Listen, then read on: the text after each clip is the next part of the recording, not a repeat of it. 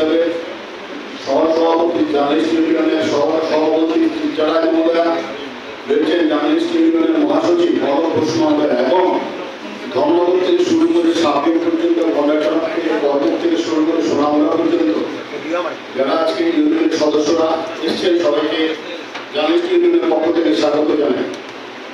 আপনারা জানেন যে ত্রিপুরা জার্নালিস্ট ইউনিয়ন এই রাজ্যে কর্মরত সাংবাদিকদের সর্ববৃহৎ সংগঠন এবং সারা রাজ্যে যত সাংবাদিক কর্মরত রয়েছে প্রায় ৮০% আমাদের সংগঠনের অন্তর্ভুক্ত রয়েছে।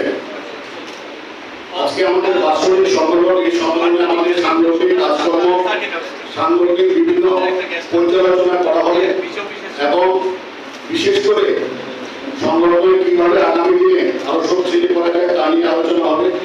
আমি স্বাগত জানাই। বিশেষ করে অত্যন্ত ব্যস্ততার মধ্যে সাংসদ রাজীব ভট্টাচার্য এবং মাননীয় মন্ত্রী ত্রিপুরায় মহোদয় আমাদের সময় দিয়েছে। আমরা এই পর্বে আমরা ওনাদের বক্তব্য শুনবো, তারপরে আমরা আমাদের বক্তব্য নিয়ে আলোচনা করবো। আমাদের আজকে নতুন কমিটিও গঠিত হবে, রাজ্য কমিটি গঠিত হবে, এ নিয়ে আমরা দ্বিতীয় পর্বে আলোচনা করবো।